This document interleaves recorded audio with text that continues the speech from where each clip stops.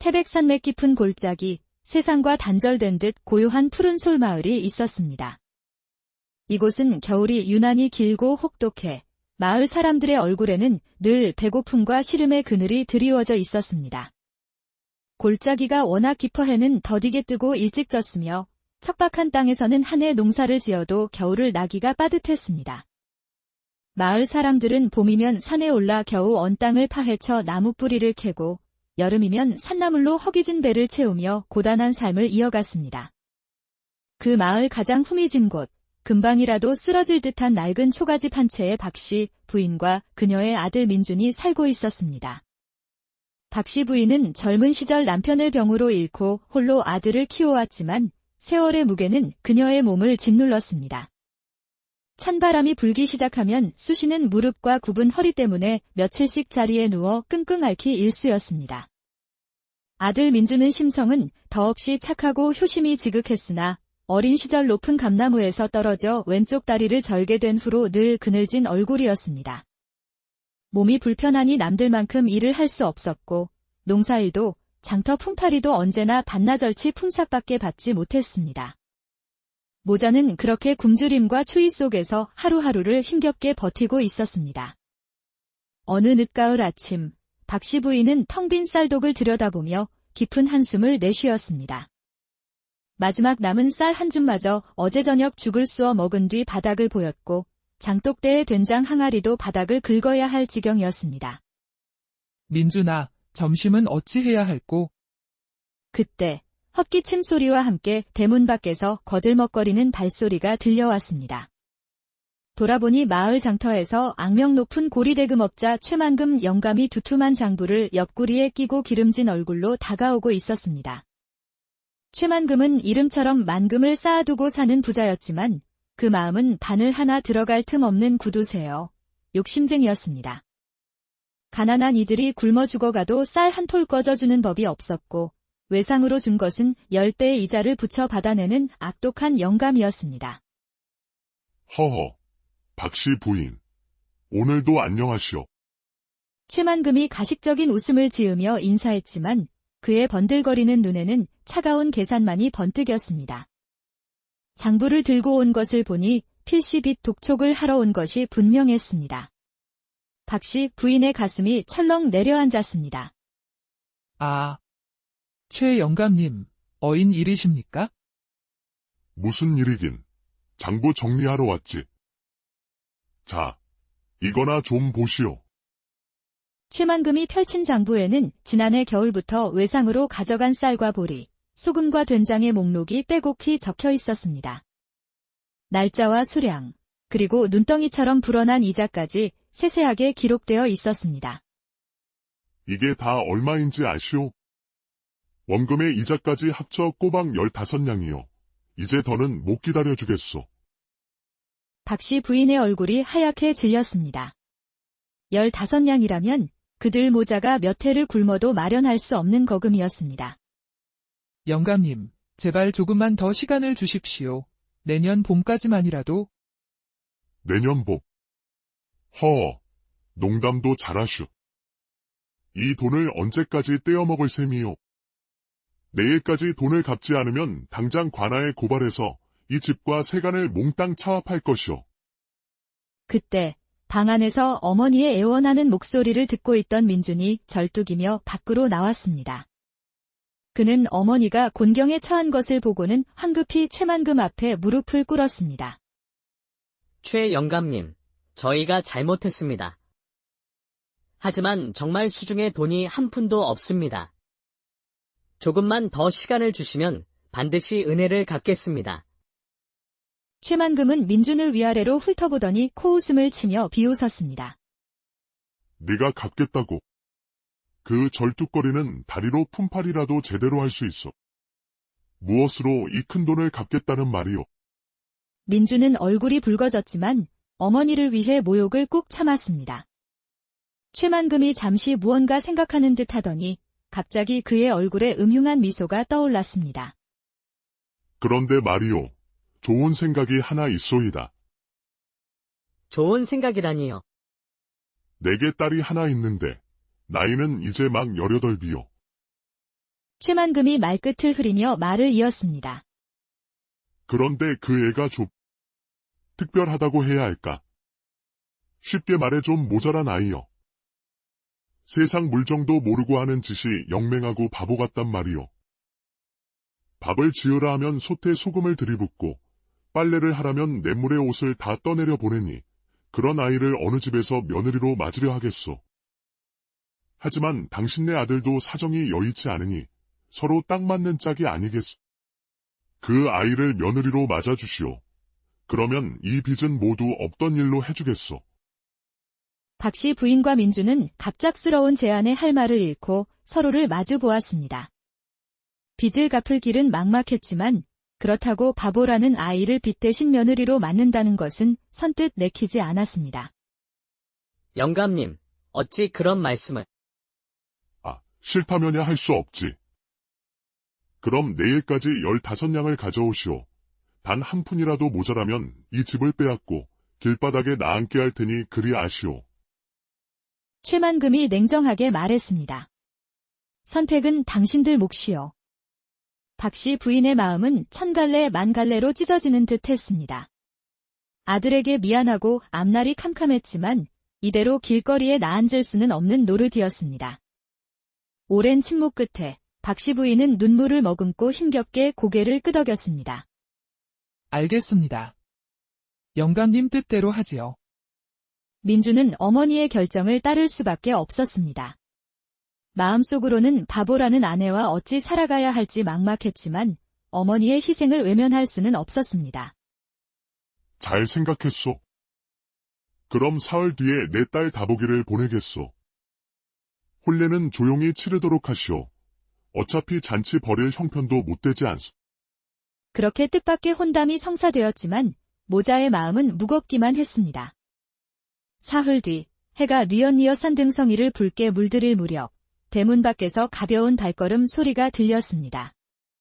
민준이 문을 열어보니 맨발에 들꽃 몇 송이를 든 소녀 하나가 서 있었습니다. 최만금의 딸, 다복이었습니다. 소녀는 18살쯤 되어 보였는데 얼굴은 보름달처럼 동그랗고 귀여웠습니다. 피부는 희고 눈은 사슴처럼 크고 맑았습니다. 하지만 그 맑은 눈빛은 어딘가 허공을 헤매는 듯 초점이 없었고 입가에 걸린 미소는 그저 천진난만하기만 했습니다. 안녕하세요. 저는 다복이라고 해요. 오늘부터 여기서 살게 되었어요. 소녀가 해맑게 웃으며 인사했습니다. 목소리마저 꾀꼬리처럼 맑고 고왔습니다. 민주는 당황했습니다. 모자란다고는 했지만 막상 보니 그저 순수해 보이는 예쁜 소녀였기 때문입니다. 자신 같은 절름발이에게는 과분하게 느껴졌습니다. 와, 저기 참새다. 참새가 나를 반겨주러 왔나 봐요. 오늘은 복이 들어오는 날인가 봐요. 다복이는 마당의 참새를 보며 아이처럼 손뼉을 쳤습니다. 참새야, 안녕. 나는 다복이야. 우리 잘 지내자. 그 모습을 본 민주는 묘한 기분이 들었습니다. 행동이 어린아이 같았지만 왠지 모르게 마음이 따뜻해지는 순수함이 있었습니다. 박씨 부인도 나와서 다복이를 맞았습니다. 그래. 오느라 고생 많았구나. 어서 들어와 요기부터 하거라. 감사해요, 어머님. 이 꽃 예쁘죠? 오는 길에 꺾었어요. 어머님 드리려고요? 박씨 부인은 시든 들꽃을 받아들고 복잡한 심정이 되었습니다. 마음씨는 착한 것 같은데 과연 살림을 제대로 할 수 있을지 걱정부터 앞섰습니다. 그날 밤 조촐한 혼례를 치르고 다복이는 정식으로 이 집의 며느리가 되었습니다. 이튿날 아침 다복이는 일찍 일어나 빨래를 하겠다고 나섰습니다. 하지만 비누 대신 된장을 풀어 빨래를 했고 하얀 저고리를 흙탕물에 담가 누렇게 만들어 버렸습니다. 아이고, 이걸 어쩌면 좋으냐. 어머님, 제가 잘못했어요. 다시 깨끗하게 할게요. 됐다. 괜찮으니 다른 일이나 하거라. 하지만 설거지를 시키면 그릇을 깨뜨리고 심부름을 보내면 소금을 사오랬더니 설탕을 사오는 등 실수가 끊이지 않았습니다. 반면 민주는 그런 다복의 실수를 보며 오히려 귀엽다는 생각을 했습니다. 다복아, 괜찮다. 처음부터 잘하는 사람은 없어. 천천히 배우면 돼. 고마워요, 서방님. 제가 더 열심히 배울게요. 며칠 뒤 마을 부인들이 새며느리 구경을 온다며 몰려왔습니다.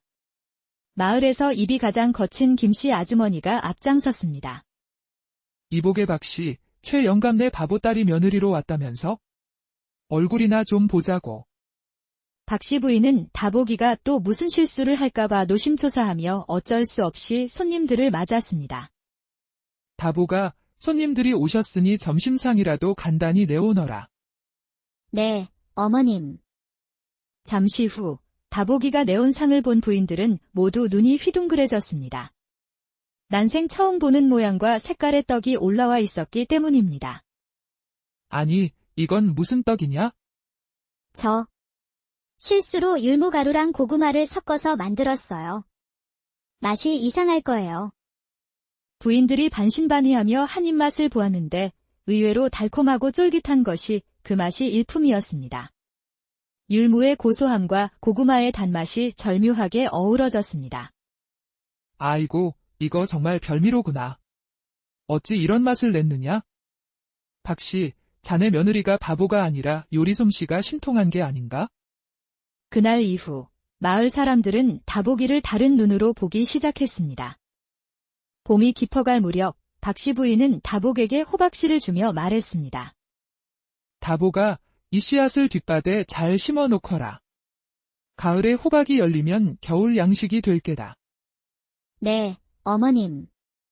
그런데 다복이는 뒷밭을 황씨밭으로 잘못 알아들었습니다. 황씨밭은 몇 해 전 주인이 떠나 잡초만 무성한 버려진 땅이었습니다. 다복이는 그곳에 정성껏 호박씨를 심으며 중얼거렸습니다. 호박아, 무럭무럭 자라서 우리 가족 배불리 먹게 해다오. 며칠 뒤 이 사실을 알게 된 박씨 부인은 기가 막혀 화를 냈습니다. 아이고, 이 바보야. 남의 밭에 귀한 씨앗을 심어서 어쩌자는 거냐? 다복이는 울음을 터뜨렸고 민준이 곁에서 그녀를 달랬습니다. 그런데 그해 여름, 긴 장마가 시작되어 마을의 모든 밭이 물에 잠겨버렸습니다. 그런데 이상하게도 다복이가 씨앗을 뿌린 황씨밭만은 무사했습니다. 그 밭은 지대가 높아 물에 잠기지 않았고 오히려 빗물을 듬뿍 머금어 호박이 무럭무럭 자라고 있었습니다. 가을이 되자 그 밭에서는 마을 전체가 나눠 먹고도 남을 만큼 많은 호박이 수확되었습니다. 저 집 며느리가 실수로 심은 게 저렇게 대풍이 들었단 말인가? 실수가 아니라 복덩이가 들어온 게지. 박씨 부인은 호박이 산더미처럼 쌓인 것을 보고는 다복이에게 미안한 마음이 들었습니다. 다복, 내가 너를 구박해서 미안하다. 내 덕에 올겨울은 굶지 않게 되었구나. 괜찮아요, 어머님. 호박이 잘 자라서 저도 기뻐요. 이보다 더 놀라운 일은 그 후에 일어났습니다. 어느 날 민준과 다복이가 산에 나무를 하러 갔다가 다복이가 발을 헛디뎌 넘어졌습니다. 그런데 그 자리에서 땅속에 묻혀있던 낡은 항아리 하나를 발견한 것이었습니다. 서방님, 여기 땅속에 뭔가 딱딱한 게 있어요. 민준이 다가가 흙을 파내고 항아리를 열어보니 그 안에는 금가락지와 은비녀, 그리고 엽전이 가득 들어 있었습니다. 다복아, 이건 금은보화다. 민준의 목소리가 떨렸습니다. 평생 만져볼 수 없을 거라 생각했던 보물이 눈앞에 있었습니다. 와, 반짝반짝 정말 예뻐요. 그럼 우리 이제 부자가 되는 거예요? 민준은 다복이의 천진난만한 모습을 보며 처음으로 마음껏 웃음을 터뜨렸습니다. 두 사람이 보물을 가지고 집으로 돌아오자 박씨 부인은 항아리 안을 보고는 그 자리에 주저앉아 눈물을 흘렸습니다. 아이고, 다보가. 내가 정말 우리 집 복덩이로구나. 내가 그동안 너를 바보라고 구박했으니 이 늙은이를 용서해다오. 어머님, 왜 우세요? 좋은 일이잖아요. 그날 이후 민준의 집은 가난에서 벗어났을 뿐만 아니라 웃음소리가 끊이지 않는 행복한 가정이 되었습니다. 며칠 뒤, 한 늙은 승려가 마을을 지나가다 민준의 집 앞에서 걸음을 멈추었습니다. 시주님, 목이 말라 그러니 잠시 물 한 잔만 얻어 마실 수 있겠습니까? 다보기가 깨끗한 물을 떠다 드리자 노승은 다복의 얼굴을 유심히 바라보더니 고개를 끄덕였습니다. 이 아이는 어리석은 것이 아닙니다. 하늘이 내려주신 복을 온몸에 지니고 태어난 아이이니 귀하게 여기고 함부로 대하지 마십시오. 노승은 말을 이어갔습니다. 비록 이승에서는 세상 물정에 어둡게 태어났으나 그 순수한 마음 때문에 하늘이 특별히 보살펴주고 있는 것입니다. 그 말을 들은 박씨 부인과 민주는 다보기를 더욱 소중히 여기게 되었습니다. 다보기는 여전히 가끔 실수를 했지만 그 실수조차도 뜻밖의 좋은 결과를 가져왔습니다. 간장 대신 꿀을 넣어 무친 나물은 달콤한 맛이 일품이라 마을 잔치에서 큰 인기를 끌었고 실수로 소금 대신 설탕을 넣어 담근 김치는 새콤달콤하여 아이들이 무척 좋아했습니다. 우리 며느리는 정말 신통방통하다니까. 손대는 것마다 복이 따라와요. 마을 사람들도 이제는 다보기를 바보라고 놀리는 대신 복을 가져다주는 아가씨라며 존중했습니다. 그렇게 세월이 흘러 푸른솔 마을에서 민준의 집만큼 행복하고 부유한 집은 없었습니다. 해가 저물어갈 무렵 다보기는 마당에 나와 하늘의 별을 보며 중얼거렸습니다. 별님, 고마워요. 오늘도 우리 가족을 지켜봐줘서. 민준이 다가와 다복의 곁에 앉으며 다정하게 말했습니다. 다보가, 너처럼 순수하고 착한 마음을 가진 사람은 세상에 없을 거야. 그래서 하늘이 너를 특별히 사랑하는 게 아닐까? 다보기는 그 말을 다 이해하지는 못했지만 사랑받고 있다는 사실에 더욱 환하게 웃었습니다. 그럼 저도 세상 모든 사람들을 사랑할래요. 그렇게 다보기의 해맑은 웃음소리는 푸른솔 마을 전체에 울려 퍼졌고 그 웃음소리를 듣는 사람들은 모두 마음이 따뜻해졌습니다. 사람들은 깨닫게 되었습니다. 진정한 복은 재물이 아니라 순수한 마음과 따뜻한 사랑에서 온다는 것.